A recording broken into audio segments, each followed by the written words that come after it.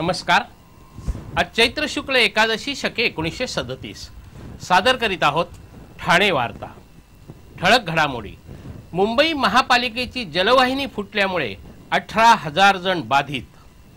प्रजासत्ताक दिनाच्या सोहळ्यात सर्वोत्कृष्ट ठरलेला पंढरीची वारी हा चित्ररथ येत्या बुधवारी ठाण्यात। आणि चैत्र महिन्यात अंगारकी नव्हे तर संकष्ट चतुर्थीच दाक्रू सोमण। या आणि इतर घडामोडी विस्तृतपणे पण काही क्षणातच। ठाणे वार्ता पहा श्रीस्थानक वाहिनीवर। आता सकाळी 9:15 पासून रात्री 9:15 पर्यंत ठाणे वार्ता, ठाण्यातील पहिलं दृकश्राव्य माध्यम। श्रीस्थानक वाहिनी ठाण्याची स्वतःची वाहिनी। ठाण्यातील घडामोडी, कार्यक्रम, वादविवाद, अगदी गाणी, नाटक याचा आनंद घर बसल्या पहा श्रीस्थानक वाहिनी।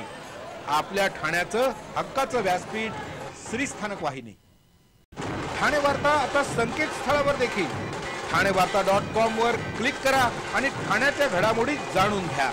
ठाण्यातील पहिलं ऑनलाईन माध्यम ठाणेवार्ता.com। नमस्कार मंडळी, दर रविवारी पाहायला विसरू नका। नमस्कार मंडळी, आपल्या प्रश्नांचं थेट उत्तर। ठाणे वार्ता पहा श्रीस्थानक वाहिनीवर। आता सकाळी 9:15 पासून रात्री 9:15 पर्यंत ठाणे वार्ता, ठाण्यातील पहिलं दृकश्राव्य माध्यम।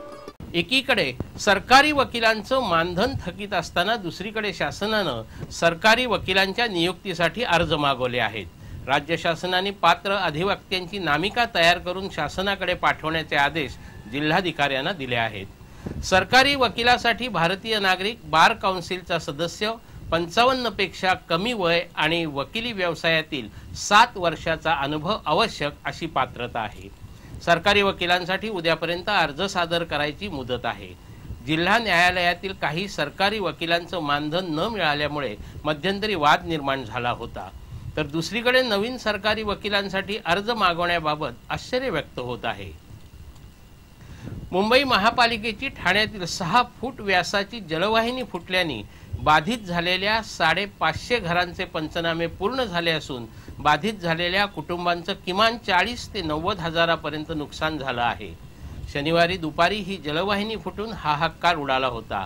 ठाण्याचे तहसीलदार विकास पाटील यांच्या पथकाने वसाहतीतील प्रत्येक घराची पाहणी केली।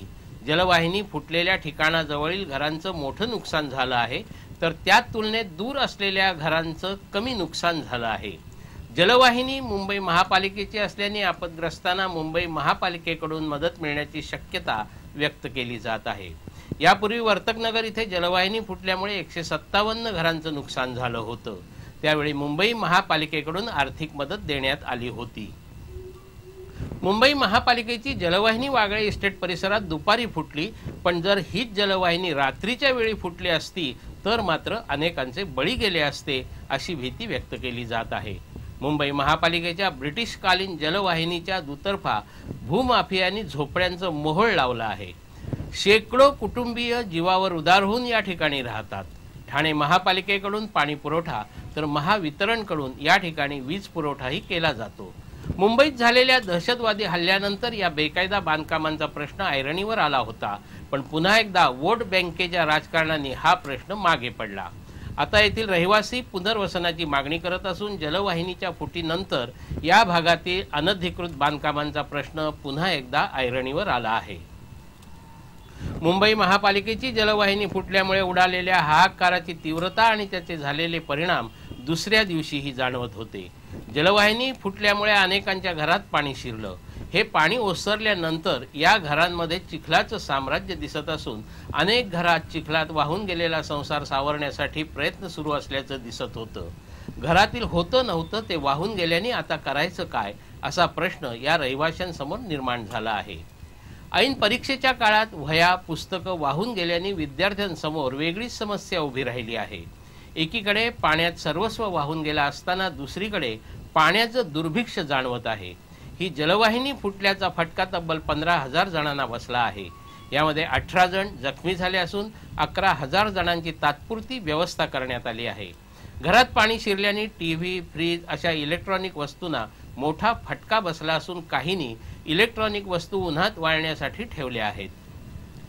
ठाणे शहरातील 55% जनता झोपडपट्टीमध्ये राहत असून त्यांचं पुनर्वसन करण्याचं धोरण पालिका आणि राज्य शासन आखत आहे। झोपड्यांमध्ये केवळ मागासवर्गीय आणि बहुजन समाजातील लोक राहत असल्यामुळे या नागरिकांचं पुनर्वसन होत नसल्याचा आरोप करत रिपब्लिकन एकतावादी गटातर्फे ठाणे महापालिकेवर मोर्चा नेण्यात आला होता।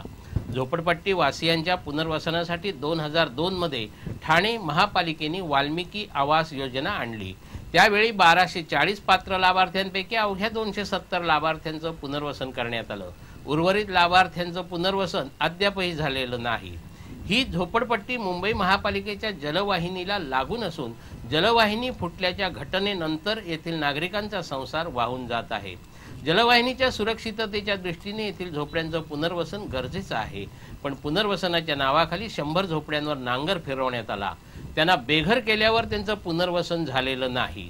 या नागरिकांनी उपोषण केल्यानंतर त्यांना BSUP योजनेत सामावून घेण्याचा निर्णय घेण्यात आला होता, पण 11 वर्षांनंतर हे रहिवासी पुनर्वसनापासून वंचित आहेत। वारंवार मागण्या करूनही कार्यवाही होत नसल्यामुळे रिपब्लिकन पक्ष एकतावादी गटाचे प्रदेशाध्यक्ष जितेंद्र कुमार इंदिसे यांच्या नेतृत्वाखाली हा मोर्चा महापालिकेवर नेण्यात आला होता। यावेळी पालिका आयुक्तांनी शहरातील सर्वच झोपड्यांचे प्रश्न मार्गी लावण्यासाठी रहिवासी आणि अधिकाऱ्यांची संयुक्त समिती नेमण्याचे आदेश दिले आहेत। ठाणे वार्ता पहा श्रीस्थानक वाहिनीवर। आता सकाळी 9:15 पासून रात्री 9:15 पर्यंत ठाणे वार्ता, ठाण्यातील पहिलं दृकश्राव्य माध्यम। आपला परिसर स्वच्छ आणि सुंदर ठेवण्यासाठी ठाणे महापालिकेत सहकार्य करा।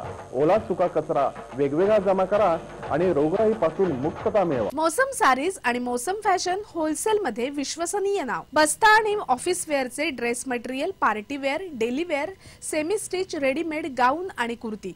साडीमध्ये शालू, ghagra choli, bridal saris, traditional silk saris, Kanjeevaram, Paithani, designer saris आणि बस्त्याच्या साड्या फक्त मौसम साडीज आणि मौसम फॅशन मध्येच, तेही होलसेल दरात किरकोळ विक्री। मौसम साडीज कोर्ट नाका, CKP हॉल जवळ खारकर आळी ठाणे। मौसम फॅशन मौसम साडीजच्या वर पहिला माळा ठाणे।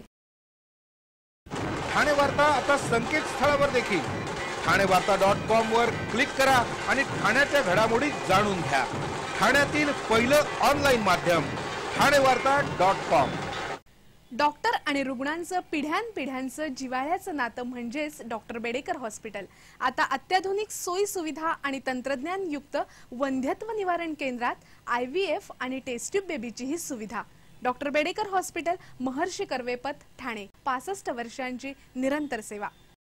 जयपुरी ज्वेलरी एक्झिबिशन कम सेल, 50% बचत। American diamond sets, mangalsutra, fancy bracelet, fancy earring top, radium आणि गोल्ड प्लेटेड बांगड्या आणि अन्य ज्वेलरी फक्त जयपुरी ज्वेलरी एक्झिबिशन मध्ये, अशोका बेसमेंट जवळ, गोखले रोड, नौपाडा, ठाणे पश्चिम। ठाणे वार्ता पहा श्रीस्थानक वाहिनीवर। आता सकाळी 9:15 पासून रात्री 9:15 पर्यंत ठाणे वार्ता, ठाण्यातील पहिलं दृकश्राव्य माध्यम। राजधानी दिल्लीतील प्रजासत्ताक दिनाच्या सोहळ्यात सर्वोत्कृष्ट ठरलेला पंढरीची वारी हा चित्ररथ ठाणेकरांना पाहता येणार आहे। राज्याच्या सांस्कृतिक कार्य संचालनालयातर्फे तयार करण्यात आलेला पंढरीची वारी हा चित्ररथ संचलन सोहळ्यात सर्वोत्कृष्ट चित्ररथ ठरला होता। राज्यातील नागरिकांना हा चित्ररथ पाहता यावा यासाठी सध्या तो सर्वत्र नेला जात आहे। ठाणेकरांना येत्या बुधवारी म्हणजे 1 एप्रिल रोजी संध्याकाळी 6 ते 8 या वेळेत जांभळी नाका इथे हा चित्ररथ पाहता येईल। पंढरीच्या वारीचा ठाणेकरांनी मोठ्या संख्येने अनुभव घ्यावा असं आवाहन आमदार संजय केळकर यांनी केलं आहे। ठाण्यातील किसननगर मधील एका 3 मजली इमारतीच्या छताचा काही भाग कोसळला। सुदैवाने कोणतीही हानी झाली नसली तरी धोकादायक इमारतींचा प्रश्न पुन्हा ऐरणीवर आला आहे। काही वर्षापूर्वी ह्याच परिसरात साईराज इमारत पडून 18 जणांचे बळी गेले होते। याच परिसरातील सावंत निवास या इमारतीचं छत कोसळलं, तसंच इमारतीला मोठ्या भेगा पडल्याने एकच खळबळ उडाली। या इमारतीत राहणाऱ्या 8 कुटुंबांची सुखरूप सुटका करून त्यांचं पुनर्वसन करण्यात आलं आहे। एकीकडे जिल्हा शासकीय रुग्णालयातील गैरप्रकारांबाबत मुख्यमंत्र्यांनी चौकशीचे आदेश दिले असतानाच दुसरीकडे जिल्ह्यातील इतर भागात असलेल्या प्राथमिक आरोग्य केंद्रामध्येही फारशी वेगळी परिस्थिती नसल्याचंच दिसून आलं आहे। पालघर जिल्ह्यातील वसईमध्ये राहणाऱ्या संजना शेटे या शासकीय निवासस्थानात राहतात। गेल्या मंगळवारी त्यांच्या छातीत दुखू लागलं, त्यामुळे त्यांनी भातडे प्राथमिक आरोग्य केंद्रात उपचार घेण्याचा प्रयत्न केला, पण त्यावेळी प्राथमिक केंद्रातील डॉक्टरांची भोजनाची वेळ असल्यामुळे डॉक्टरांनी दुपारी 4 नंतरच तपासलं जाईल असं सांगून शेटे यांची बोळवण केली. पण संजना शेटे यांच्या छातीत अतिशय दुखत असल्यामुळे त्या आपल्या लहान मुलासह चालत काही अंतरावर आल्या आणि बस पकडून जवळच्या मांडवी गावातील प्राथमिक आरोग्य केंद्रात पोहोचल्या. तिथे त्यांना डॉक्टरनी तपासलं असता त्यांना त्यांचा रक्तदाब वाढल्याचं सांगण्यात आलं.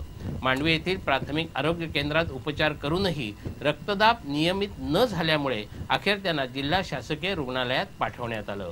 मांडवी येथील आरोग्य केंद्रात उपचार करणाऱ्या डॉक्टरनी जर तुम्ही आणखी 5 मिनिटं उशिरा आला असतात तर तुमचा जीव गेला असता असं सांगून संजना शेटे यांना जिल्हा रुग्णालयात पाठवलं.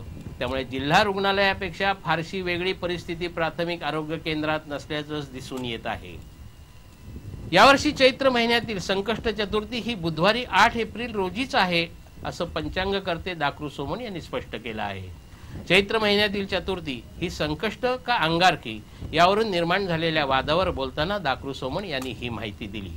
हा वाद निरर्थक असून सूर्य सिद्धांत आणि ग्रह लाघव हे प्राचीन करण ग्रंथ आता कालबाह्य झाले असून सध्याची सर्व मान्यवर पंचांग ही दृक गणिताप्रमाणे तयार करण्यात येतात. जसं पंचांगात असेल तसंच आकाशात दिसायला हवं आणि जसं आकाशात दिसेल तसंच पंचांगात असायला हवं, म्हणून सध्या सर्व पंचांग ही आधुनिक सूक्ष्म गणिताप्रमाणे तयार करण्यात येतात. त्यामुळे सर्व मान्यवर पंचांग आणि दिनदर्शिकांमध्ये यावर्षी चैत्र महिन्यातील संकष्ट चतुर्थी बुधवार 8 एप्रिल रोजी देण्यात आली असून ती योग्य असल्याचं दाकृ सोमण यांनी स्पष्ट केलं.